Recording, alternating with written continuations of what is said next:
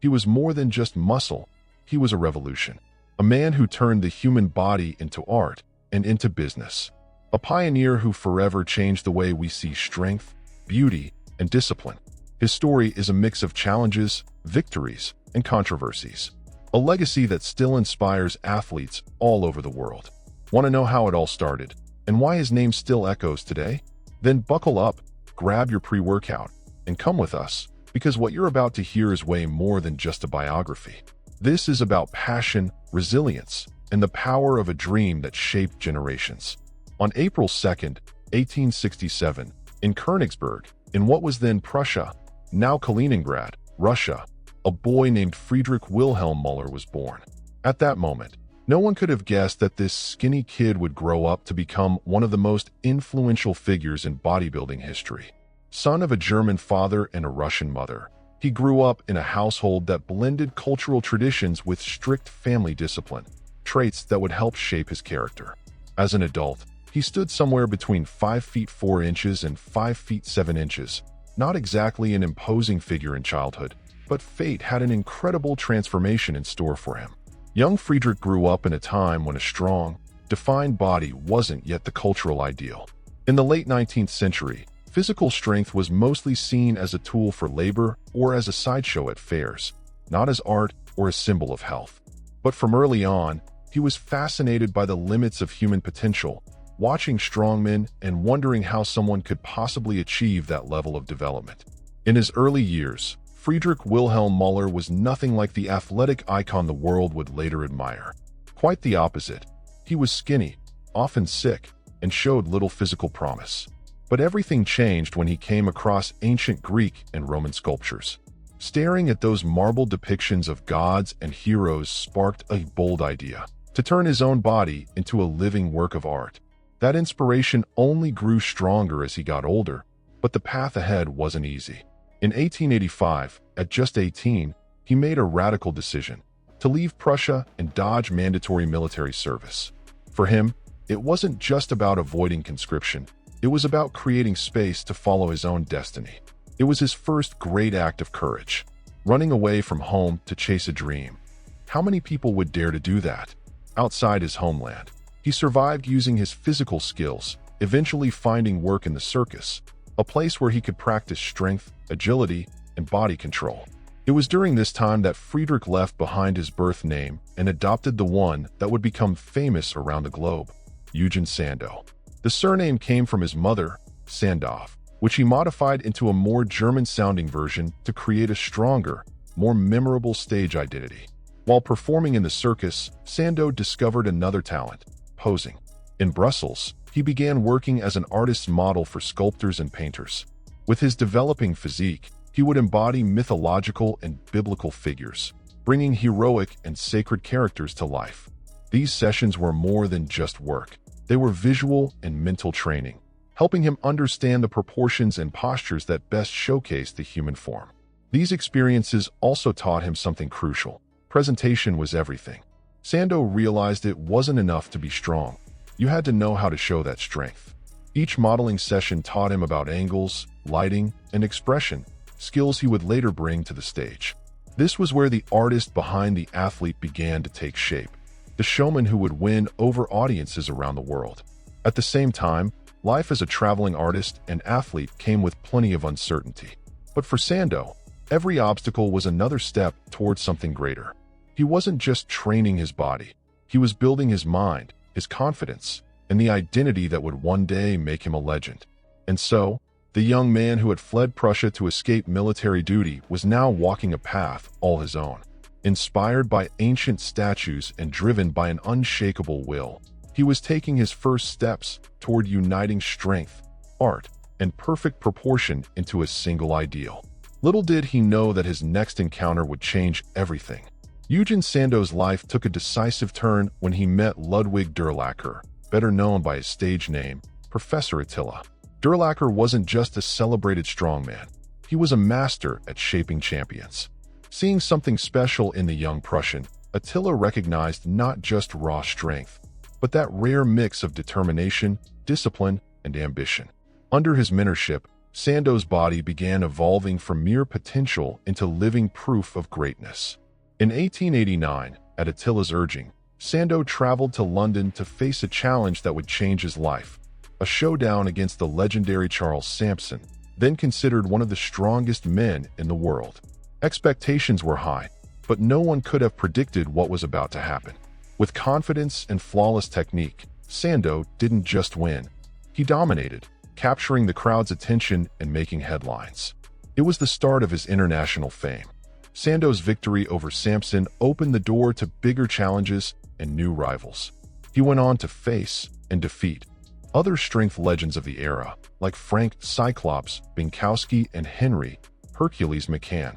Every match was a chance to prove that his skill went far beyond just lifting heavy weight. It was about control, precision, and showmanship.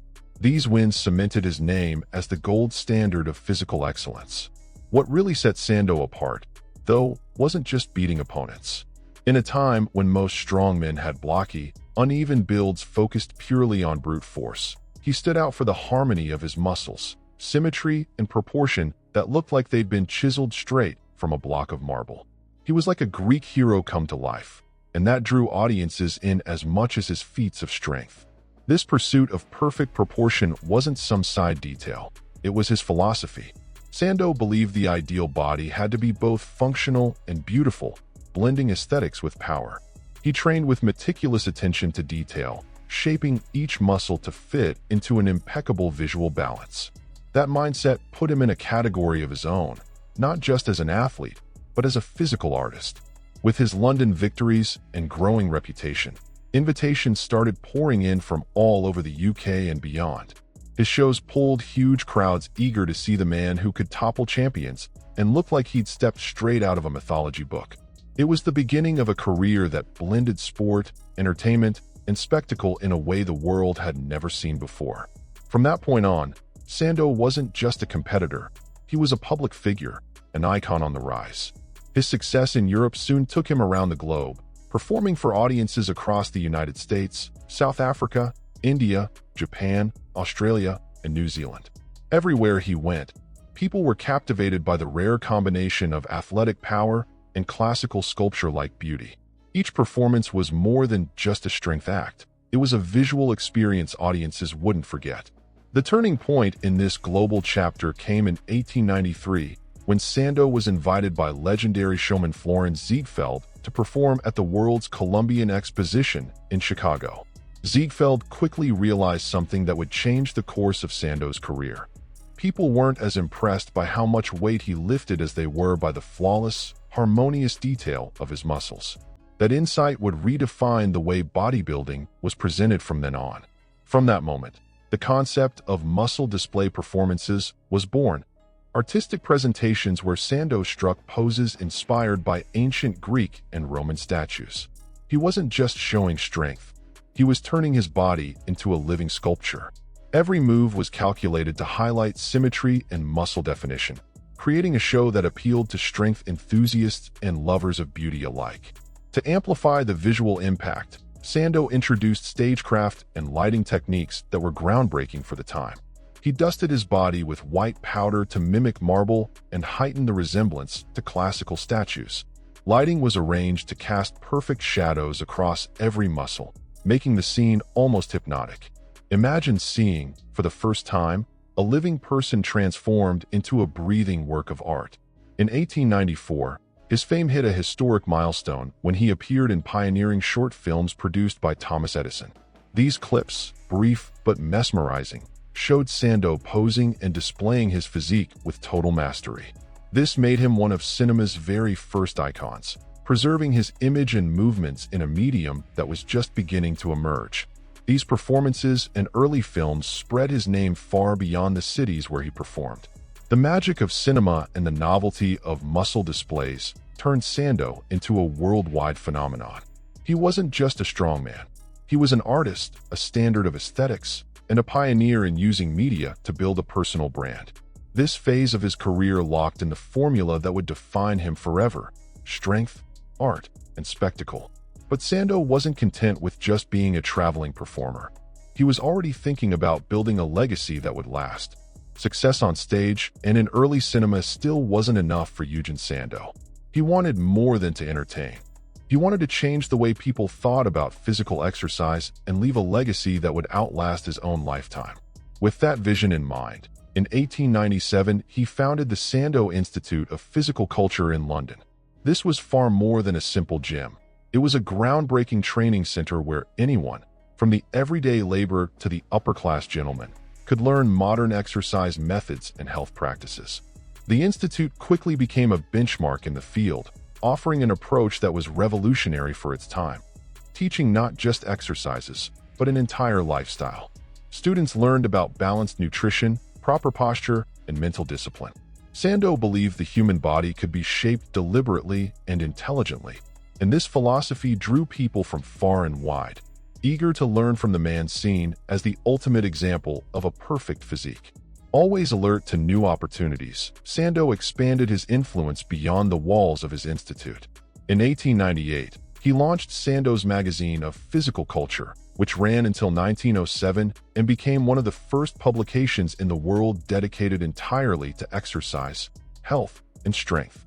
Just a year earlier, in 1897, he had published Strength and How to Obtain It, where, for the first time in print, he used the term bodybuilding, marking a pivotal moment in the sport's history.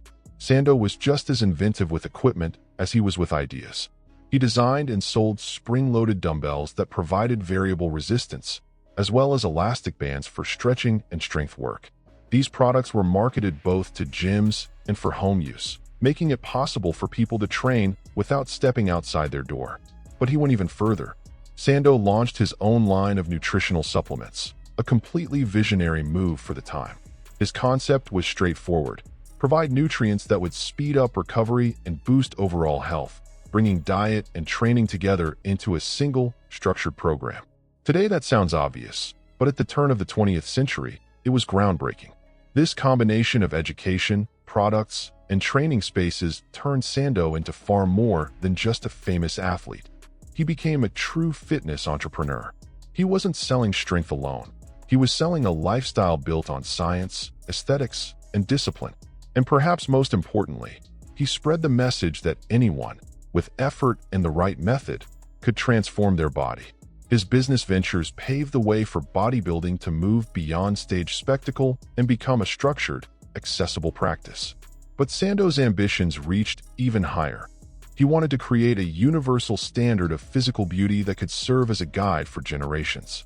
That standard became known as the Grecian ideal.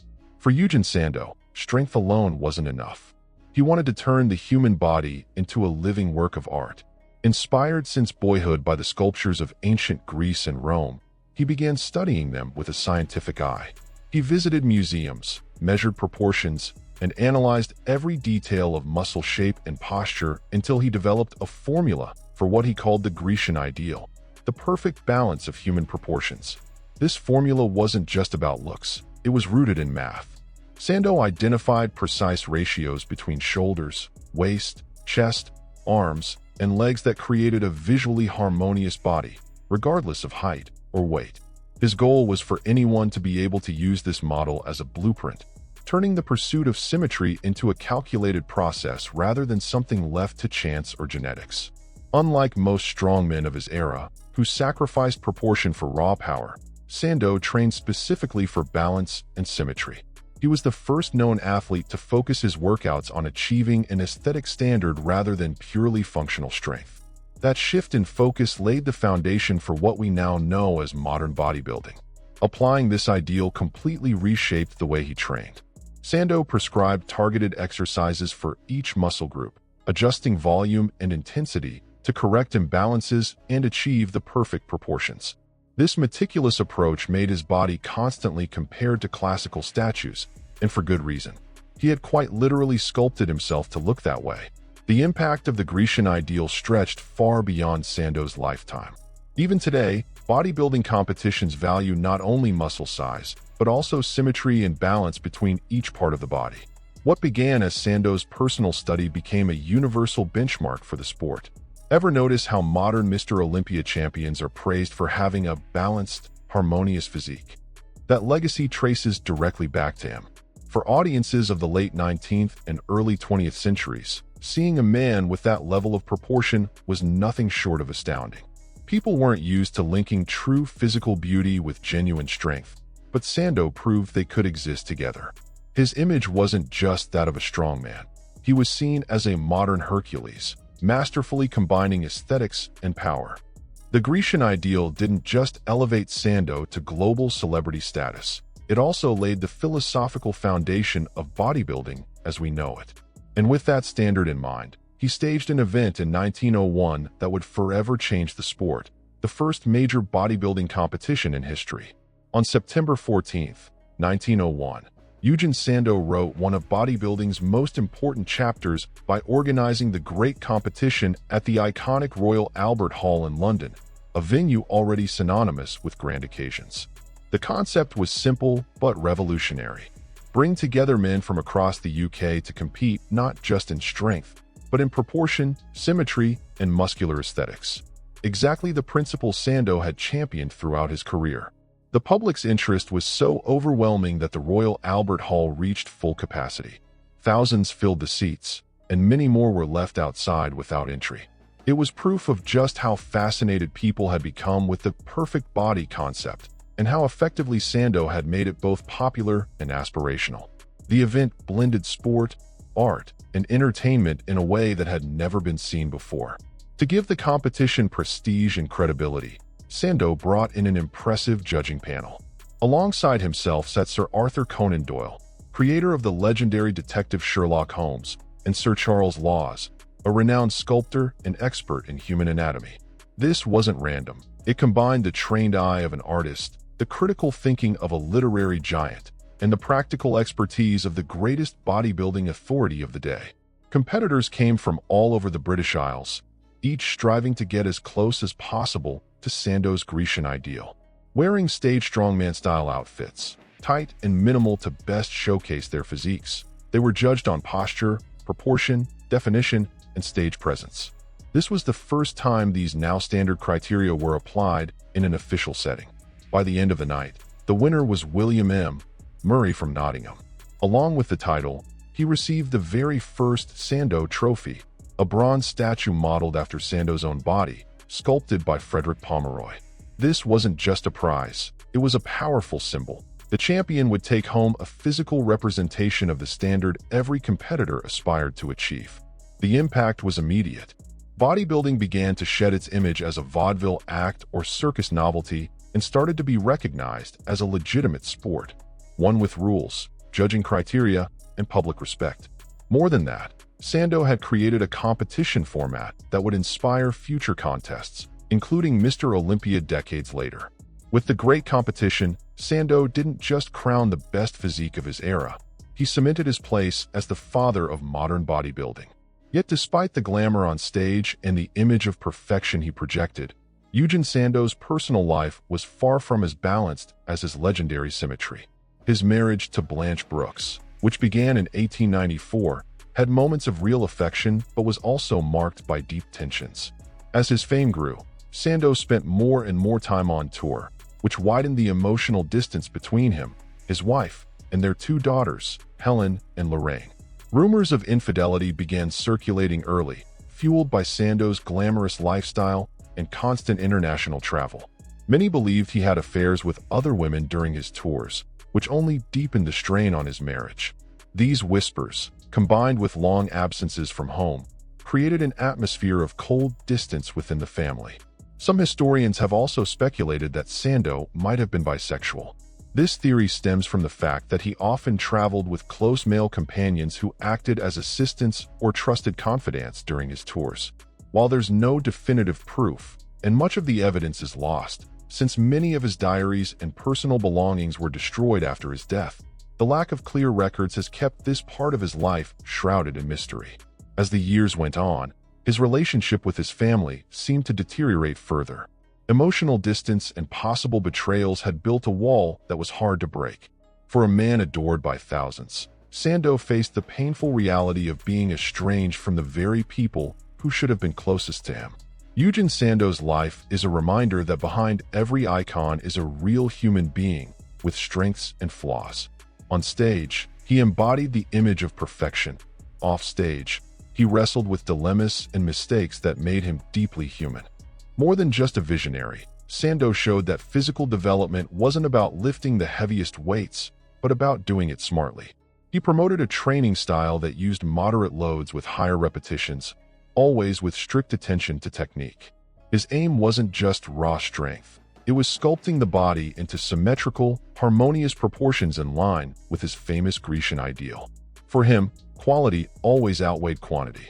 One of the most inspiring aspects of his philosophy was his belief that anyone could achieve a great physique, regardless of genetics. Sandow rejected the idea that only the naturally gifted could build an athletic body. For him, discipline, method, and persistence were the real keys to transformation. This democratized view of fitness helped bring bodybuilding closer to the general public. When it came to diet, Sandow was just as meticulous. He favored a natural approach, avoiding excess and processed foods. Interestingly, he didn't drink coffee or tea, claiming they weren't beneficial for the body, though he saw no harm in enjoying a glass of wine or beer on occasion. His focus was on balanced nutrition that fueled training while supporting long-term health. One habit he strongly emphasized was eating at regular times and chewing every bite slowly. For Sandow, proper chewing aided digestion, maximized nutrient absorption, and prevented health problems.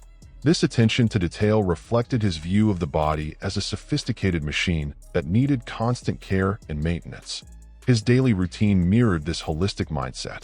Sandow started each day with a cold bath, something he believed boosted circulation and strengthened the immune system. He incorporated long walks for aerobic conditioning, spent time in nature, and kept up regular weight training. To him, daily training was as much mental as it was physical, reinforcing habits and discipline.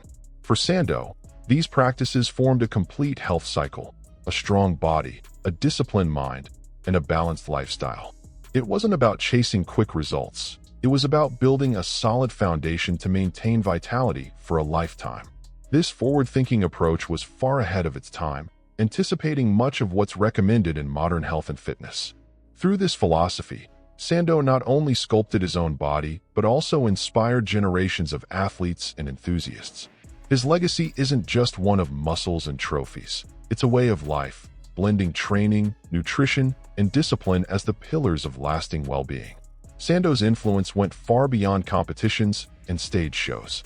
His charisma and reputation as a symbol of strength and physical perfection opened doors to friendships and collaborations with some of the most influential figures of his era.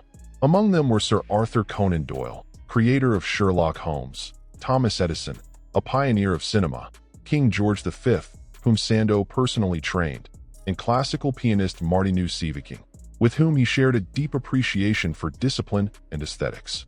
Sandow's influence reached far beyond bodybuilding. During a trip to India in 1905, he was welcomed as a true cultural hero. His approach to physical training inspired local leaders and teachers, influencing even the development of modern yoga as a form of exercise.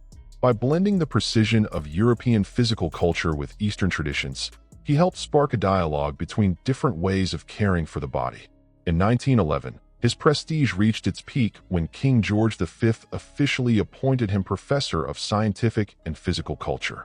The title was more than ceremonial. It was recognition that his methods had value not only as entertainment, but also for the health and physical conditioning of Britain's elite. Being the king's personal trainer cemented his reputation as the ultimate authority in his field. Decades after his death, Sandow would continue to be remembered and portrayed. On the silver screen, he appeared in the Oscar-winning classic The Great Ziegfeld, 1936, played by Nat Pendleton, and in 2018, he became the central figure in the biographical film Sandow, which revisited his remarkable life. These portrayals show that, even long after his time, his story still sparks fascination. Official recognition for his contributions to physical culture also came in the form of historical preservation. In 2009, English Heritage placed a blue plaque on his former London home at 161 Holland Park Avenue, an honor reserved for figures who have left a lasting mark on the history of the United Kingdom, reaffirming his place as a pioneer. His ideals also seeped into the collective imagination. The vision of symmetry, strength, and discipline he promoted became a standard for athletes, coaches, and the general public. Many of the principles he championed, balanced musculature, mindful eating, and structured training, are still taught more than a century later. In this way, Sandow became far more than the father of modern bodybuilding. He became a cultural icon, an example of how dedication to the body can inspire broader changes in society. On October 14, 1925, the world said goodbye to Eugen Sandow, who died at age 58 in his home in Kensington, London. The official cause was recorded as an aortic aneurysm, but true to so many chapters of his life, there were rumors tinged with drama and mystery. Some accounts claim his health declined after a car accident years earlier, when he allegedly tried to lift his vehicle out of a ditch on his own, straining himself so severely that it damaged his cardiovascular system. The story of this tragic death spread quickly, reinforcing the image of Sandow as a man whose unmatched strength lasted until the very end, yet who, ironically, may have fallen victim to one final act of sheer willpower. For many admirers, the tale seemed almost symbolic. The father of bodybuilding, undone not by weakness, but by an ultimate display of strength. What happened after his passing was perhaps even more surprising. By decision of his wife, Blanche Brooks, Sandow was buried in Putney Vale Cemetery in an unmarked grave, a gesture many interpret as stemming from the tensions and resentments that had marked their marriage, as previously noted. For a man who had spent his life building an imposing public image, the anonymity of his resting place was a stark and painful contrast. Adding to the mystery was the destruction of his belongings and personal records. Letters, diaries, and documents were all destroyed, leaving a massive gap for historians and fans alike. Without these sources, separating fact from legend became far more difficult, and much of what is known about Sandow now relies on public records, period articles, and second-hand accounts. This lack of information only fueled further speculation about his personal life, his relationships, and even the true circumstances of his death. It was as if, in leaving this world, he left behind a puzzle that could never be fully solved. At the same time, the fragments that remained only strengthened the almost mythical aura that already surrounded him. Over the decades, admirers and researchers rallied to correct the absence of recognition at his grave. Today, a proper headstone and monument mark the place where the man who transformed physical culture rests. These long-overdue tributes are proof that, despite the initial neglect, Sandow's legacy could never be buried with him. Today, more than a century after his death, Eugen Sandow is still celebrated as the father of modern bodybuilding. His vision, uniting strength, proportion, and aesthetics, shaped not only physiques but the very culture of fitness. He was a pioneer in turning the body into spectacle, art, and business, paving the way for an industry worth millions and inspiring people in every corner of the world. His image lives on through the Sandow Trophy, awarded since 1977 to the champions of Mr. Olympia, the most prestigious title in professional bodybuilding.